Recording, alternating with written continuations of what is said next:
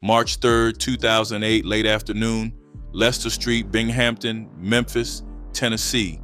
A 9-year-old boy named CJ Dotson is found in a bathtub. He is alive, barely. Paramedics arrive after emergency personnel are finally called to the house on the afternoon of March 3rd, more than 36 hours after the attack that left 6 people dead in the same home. CJ has a knife blade embedded in his skull. He has been in that bathtub alone, injured, since the early morning hours of March 2nd. He survived. His 2 youngest brothers, ages 2 and 5, did not. The scene that emergency personnel found at the Leicester Street address is described in the Tennessee Supreme Court's unanimous opinion affirming Jesse Dotson's convictions as one of the most comprehensive acts of violence against a single family that the state of Tennessee had ever prosecuted. 6 people dead, 3 children assaulted and left for dead. A crime scene that had been deliberately staged to look like something other than what it was. Cocaine and marijuana placed on the bodies of 2 of the adult victims. Shell casings collected and removed from the floor. Kitchen knives and handles hidden or disposed of. Bodies moved. The man who did all of this had been in the house when it happened, had argued with his brother, had reached for a weapon, and then had worked methodically through the rooms of the house, making sure there was nobody left alive who could identify him. He missed CJ. CJ survived. On March 7, 2008, 5 days after the killings, CJ Dotson identified his uncle Jesse as the person who had done what was done in that house. He identified him again in subsequent interviews. He identified him from the witness stand at trial. The jury deliberated less than 2 hours after convicting Jesse Dotson on 6 counts of first-degree murder before deciding that he should die for each of them. This is the story of the Leicester Street Massacre, which the court documents describe as the worst mass murder case in Memphis history, and of the man who committed it, and of the city and the family and the world that produced both of them. Binghampton is a neighborhood on the eastern edge of Memphis, bounded roughly by Lamar Avenue to the south, Broad Avenue to the north, and the rail lines that run through the middle of the city. It is one of those Memphis neighborhoods that the housing boom of the post-war years built, and the deindustrialization of the 1970s and 1980s left stranded. Single-family brick homes on small lots, streets that were once stable working class and lower middle class communities, now carrying the weight of 40 years of disinvestment, population loss, and concentrated poverty. Memphis as a whole is one of the poorest large cities in the United States. The poverty rate runs above 20% citywide, with some neighborhoods significantly higher. The city's violent crime rate has consistently ranked among the highest in the country for years. It is a city that was built around its position as a distribution hub for the Mid-South that made money from cotton and its river and its rails, that built a music culture of extraordinary richness and influence, and that has never resolved the racial and economic inequality that has defined its geography since before the Civil War. Binghampton sits in that landscape as a neighborhood that concentrated poverty and gang activity in a small geographic area during the decade that preceded the Leicester Street Massacre.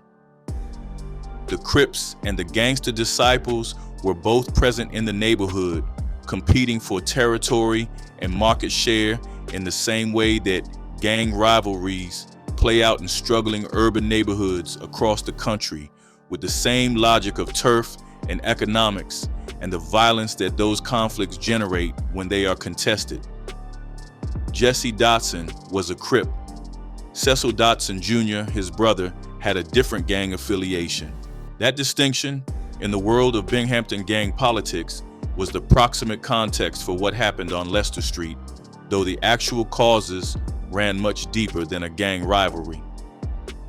Jesse Lee Dotson Jr. was born into a household that a mitigation specialist called by the defense at the sentencing phase of his trial described as characterized by chaos and abuse. His mother was leaving the children, leaving the home.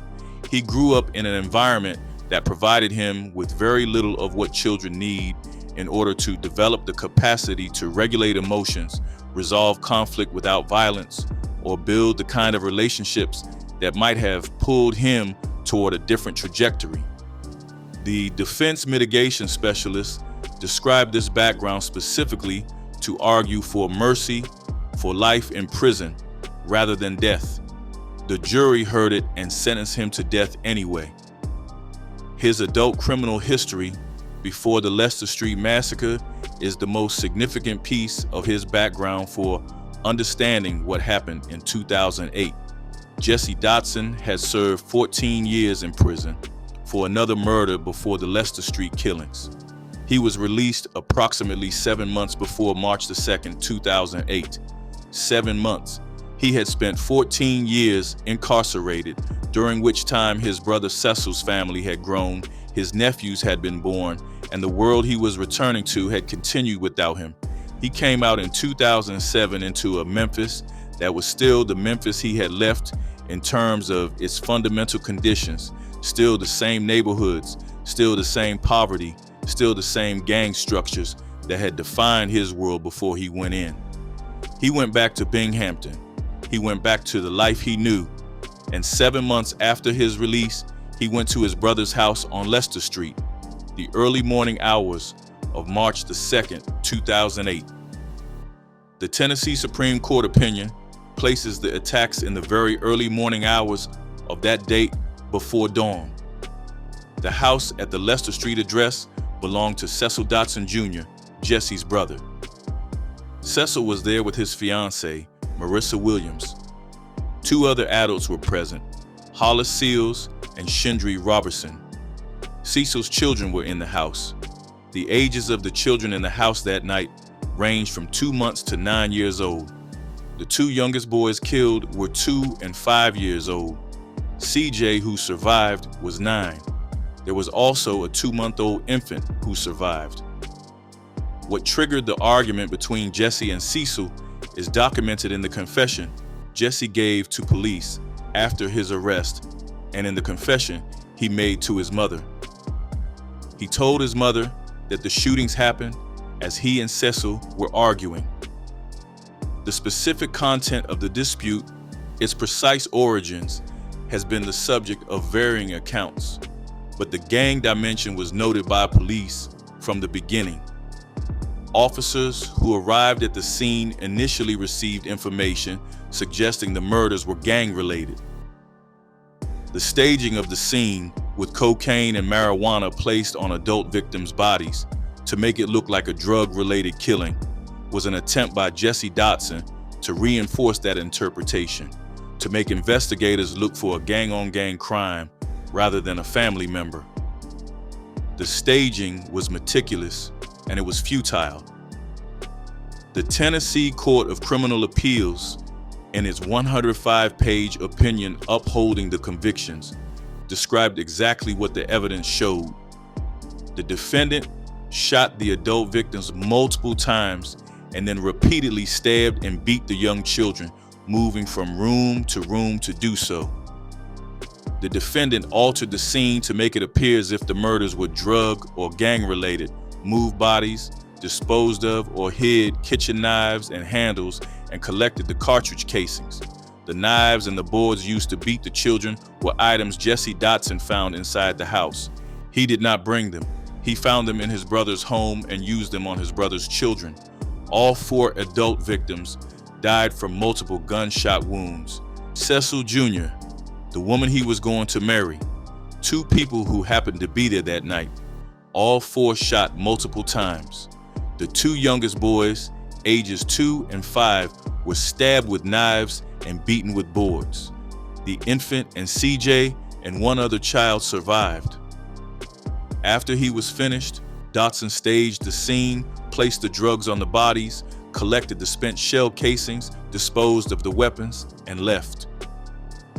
He did not call the police. He did not call for help for the surviving children. He left CJ alive in a bathtub with a knife blade in his skull, and he left the surviving infant alive, and he walked away from that house and went back into Memphis.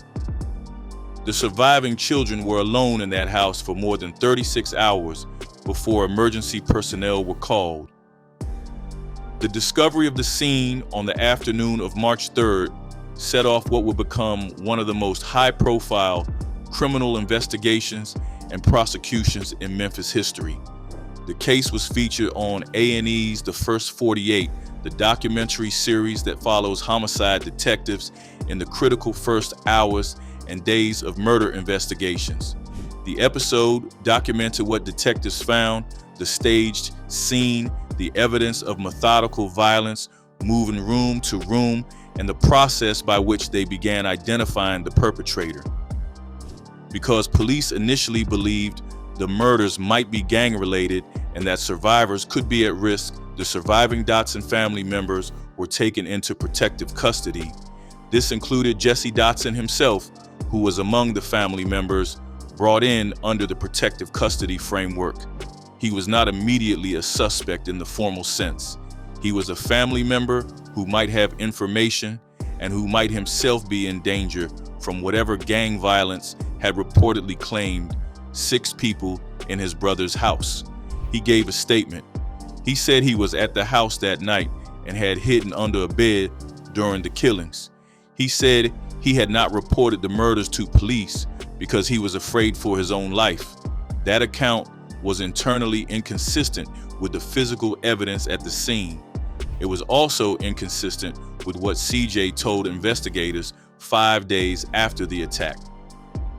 On March 7, 2008, CJ Dotson, 9 years old, identified his uncle Jesse as the person who had killed his father and the others in the house. The identification was specific and consistent. He repeated it in subsequent interviews.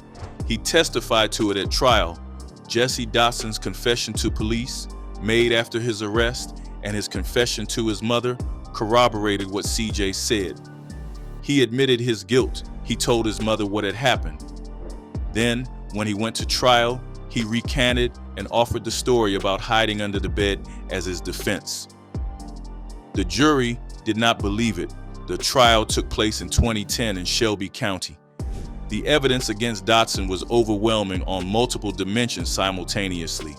A 9-year-old eyewitness who identified him, a confession to police, a confession to his mother, physical evidence of staging that pointed to someone with knowledge of the scene and access to it, and the absence of any evidence pointing to anyone else. The Tennessee Supreme Court's review of the evidence described it as more than sufficient. That is understatement. It was a case built on so many independent pillars of evidence that the appellate courts affirming the conviction had no difficulty in doing so. Prosecutor Ray Lapone called Ida Anderson to testify during the sentencing phase. Ida Anderson was the mother of Marissa Williams, the fiancé Jesse Dotson had killed along with her children. She was also, by the time of the trial, the woman raising the children who had survived. She testified about what it meant to be the grandmother of Samario Dotson, 4 years old when he was killed, and of the surviving children she was now raising. The commercial appeal described her as the grandmother raising the surviving Leicester Street children. She spoke in a way that required no legal elaboration. "We are in counseling," she said. "It's hard. We're making adjustments. It's hard, but we'll get through it. With God's help, we will get through." The defense called its mitigation specialist, Glory Shettles, who described Jesse Dotson's upbringing, the chaos in the home, the mother leaving the children, the absence of stable parenting, the pattern of early trauma and deprivation that had shaped him. The argument was standard capital mitigation. Not that what he did was acceptable, but that the person who did it had been damaged long before he was capable of making the choices that led to Leicester Street, and that a life sentence rather than a death sentence was the proportionate response to that history. The jury heard Shettles. The jury heard Ida Anderson. The jury deliberated less than 2 hours, 6 death sentences, 3 additional consecutive 40-year sentences for the attempted murders of the 3 children who survived. Jesse Dotson has been on death row at Riverbend Maximum Security Institution in Nashville since 2010. The legal proceedings surrounding his case have continued through multiple rounds of appeals, each one adding to the court record that documents what happened on Leicester Street and what has happened since. The Tennessee Court of Criminal Appeals upheld his convictions and sentences in 2013.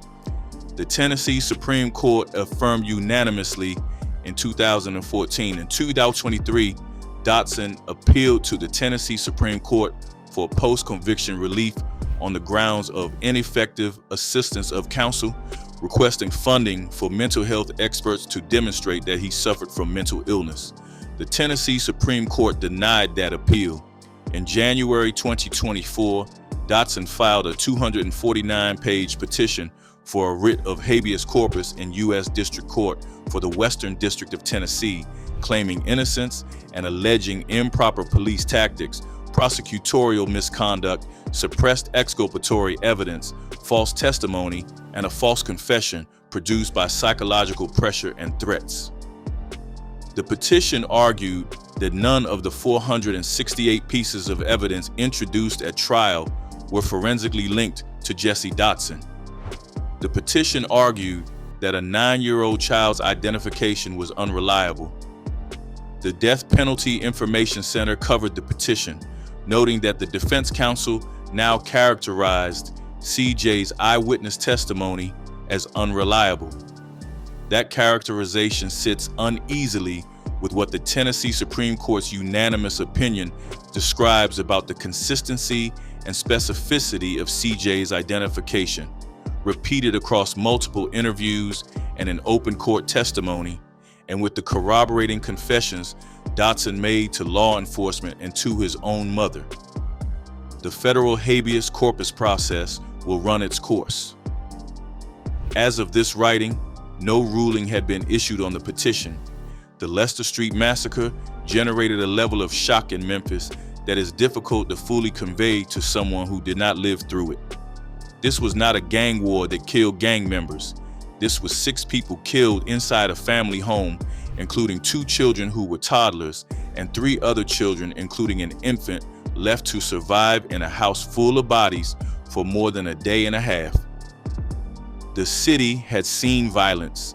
Memphis had a violent crime rate that ranked among the worst in the country, but the specific nature of what happened on Leicester Street, the children, the staging, the duration between the killings and the discovery put it in a category that Memphis had not previously experienced. The A&E First 48 episode on the case brought it to a national audience. The Tennessee Supreme Court opinion, calling it the worst mass murder case in Memphis history, gave it a legal designation that matched what people in the city felt when the details became public.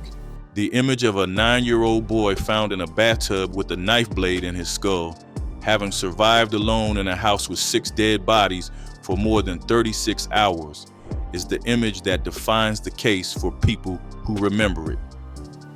CJ Dotson grew up. He is an adult now. He testified at the trial of the man who killed his father, his 2 youngest brothers, and 3 other people, and who left him for dead in a bathtub.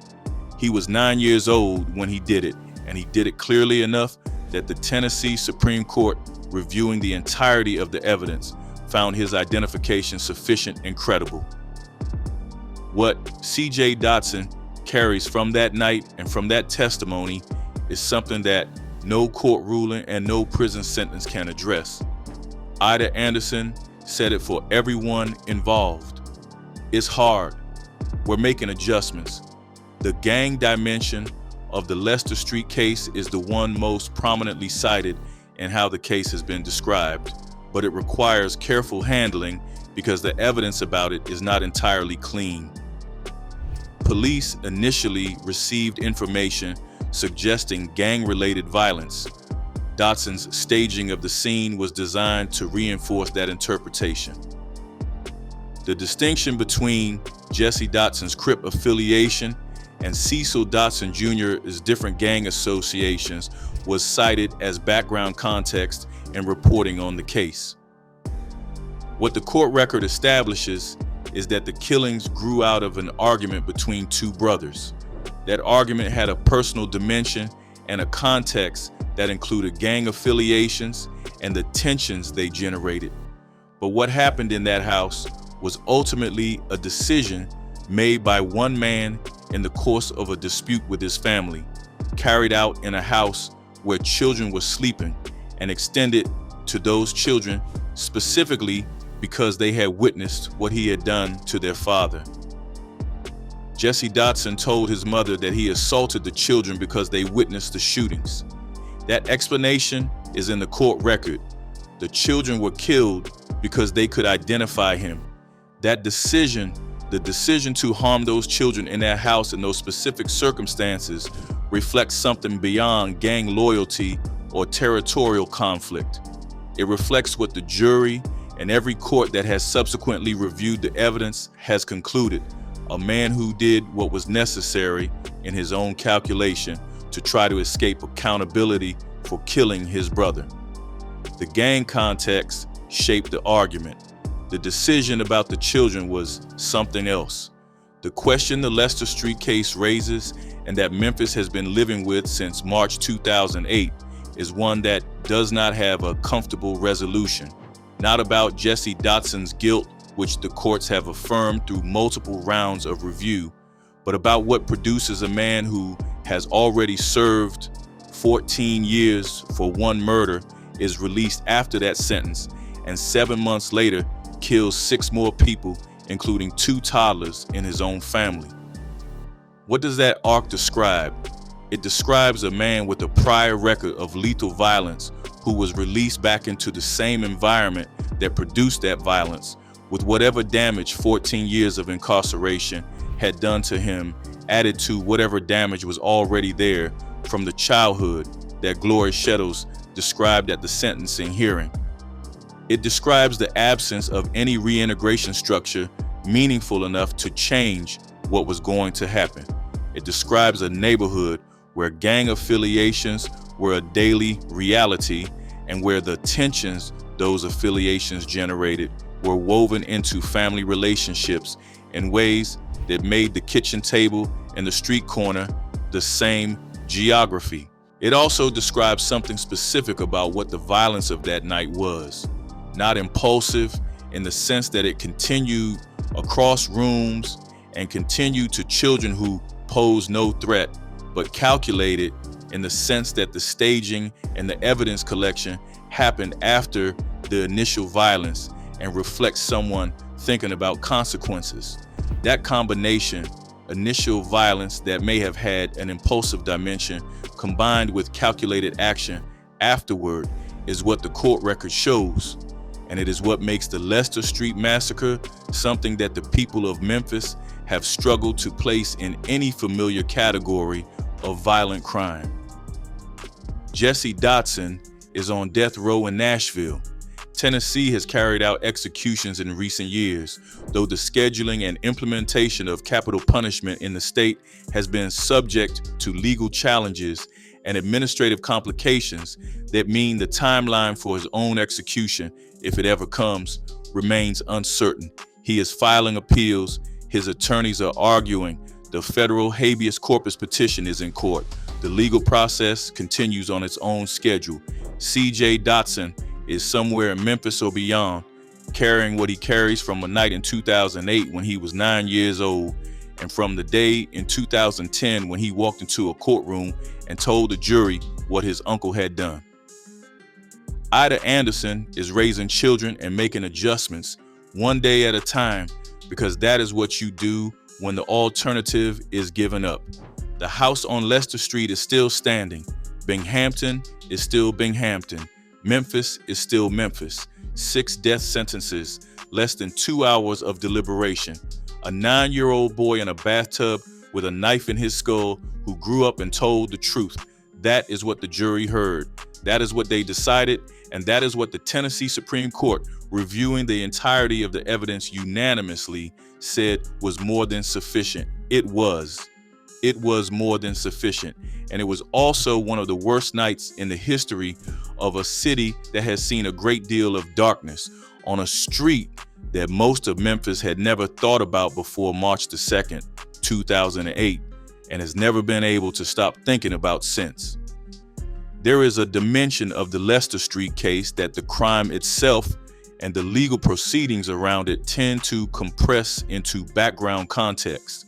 The neighborhood of Binghampton and what it was in 2008, what it had been, and what it reflected about how Memphis had organized itself over the preceding half century.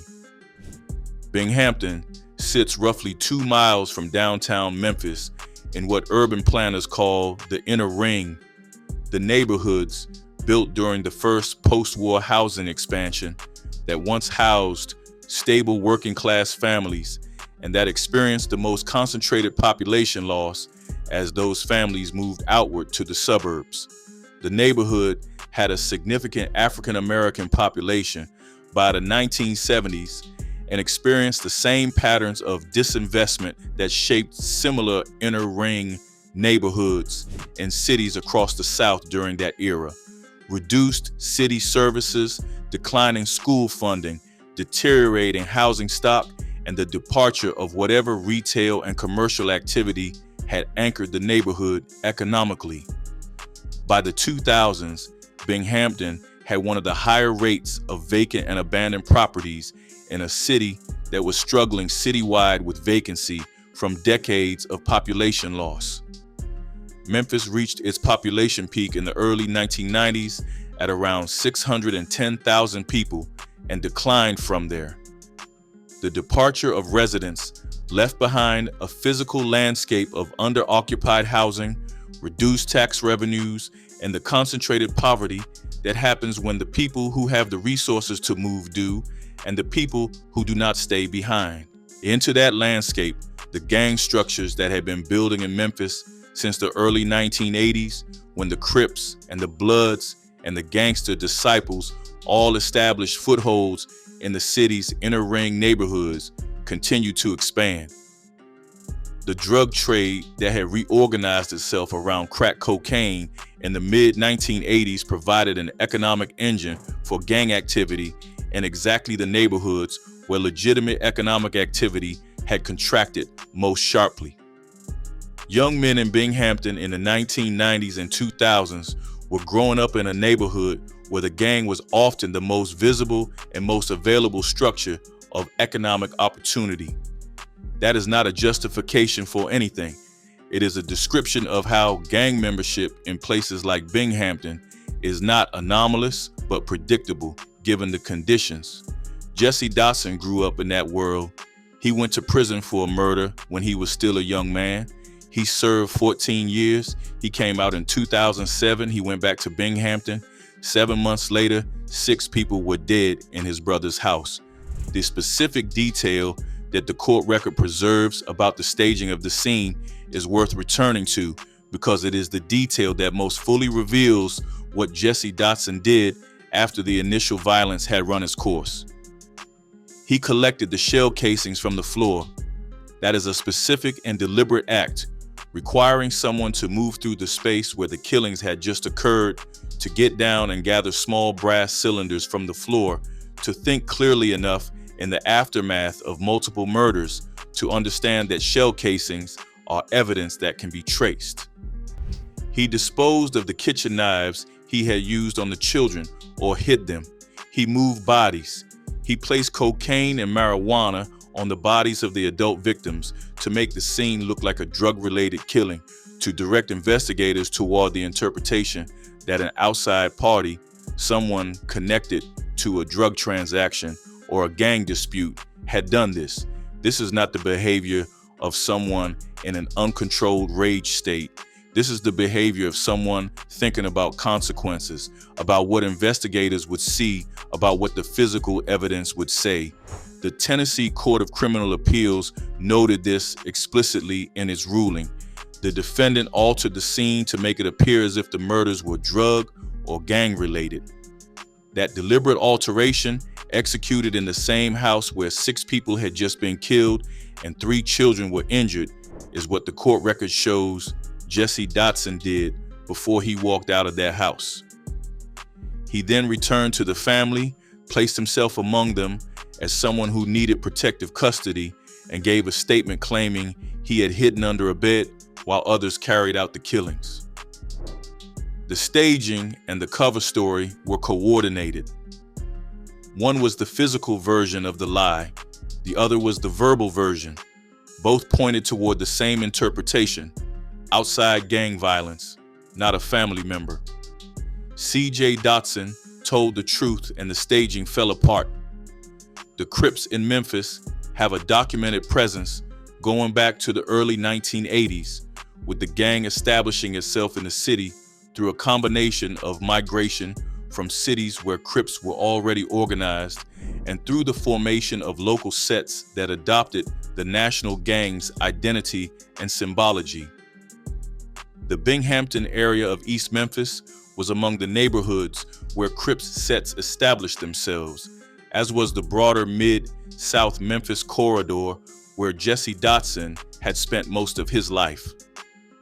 What the Crips' identity meant in practical terms for a man like Jesse Dotson was not primarily about the national gang's organizational structure or direction from Los Angeles.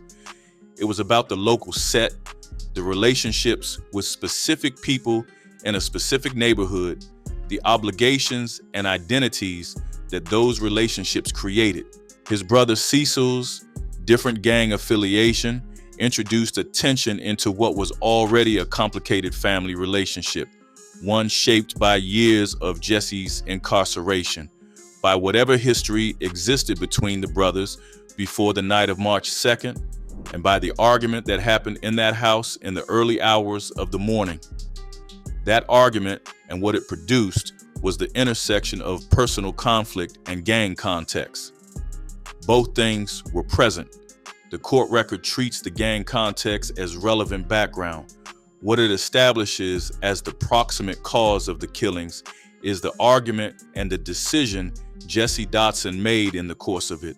Memphis has not stopped talking about Leicester Street.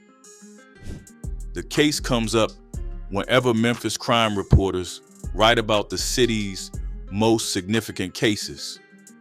It comes up in discussions of capital punishment in Tennessee, where Jesse Dotson's appeals have kept it in the legal news cycle. It comes up in discussions of gang violence in Memphis as an example of how the lines between gang conflict and family conflict can dissolve into each other in communities where both are woven into daily life. What it does not easily resolve into is a simple narrative about gang violence or about individual evil or about systemic failure. It is all three of those things simultaneously, and it resists reduction to any single one of them. A man with a prior murder conviction, released from prison, killing 6 people, including 2 toddlers, in his own family's home, staging the scene, leaving injured children alone for more than 36 hours, and then being undone by a 9-year-old boy's courage in identifying him to investigators. Those facts do not organize themselves into a clean lesson. The lesson, if there is one, is somewhere in the intersection of what Bingampton was and what Jesse Dotson was, and what 14 years in prison produced, and what 7 months of re-entry into the same world looked like, and what the specific argument with his brother that night contained.